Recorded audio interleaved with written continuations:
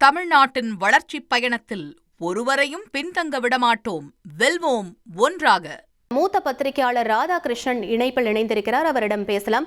வணக்கம் சார், இணைப்பில் இணைந்தமைக்கு நன்றி. தற்போது கரூர் கூட்ட நெரிசல் வழக்கு தொடர்பாக தாவேக தலைவர் விஜய் டெல்லிக்கு புறப்பட்டு சென்றிருக்கிறார். 2 நாள் விசாரணைன்னு சொல்லியிருக்காங்க. நீங்க எப்படி பாக்குறீங்க சார்? இது என்னை பொறுத்தளவுல தேர்தலில் நெருங்கின நேரத்தில் இப்படி செய்யறது அவரை கோழி அமைக்கிற மாதிரி அமைக்கி அதிமுக கூட்டணிக்கு கொண்டு வர்றதுக்கான ஒரு முயற்சியாகத்தான் நான் காண்கிறேன். இல்லைன்னா இந்த விஷயத்தை என்றைக்கே முடித்து இருக்கலாம். அவர்கள் முன்னாடியே வந்திருந்தார்கள். சிபிஐ எல்லாம் என்கொயரி எல்லாம் ஸ்பாட் என்கொயரி எல்லாம் முடிந்த ஒரு தருணத்தில் மறுபடியும் இந்த மாதிரி ஒரு விஷயம் செய்வது நிச்சயமாக அழுத்தம் கொடுக்கறது தான்.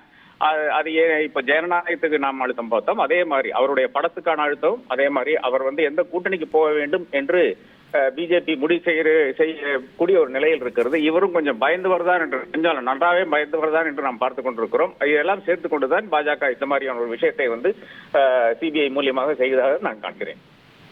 இது ஒரு டிலேவான என்கொயரின்னு நீங்க நினைக்கிறீங்களா சார்? இல்ல, நிச்சயமாக கிடையாது. இது ஓப்பன் அண்ட் ஷட் கேஸ் தான். தாவேக்கால பொறுப்பு இருக்குன்றதே எனக்கு மாற்று கருத்து கிடையாது. நான் பல முறை சொல்லி இருக்கிறேன். அதுதான் உண்மை நிலையும் கூட என்று நான் சொல்கிறேன்.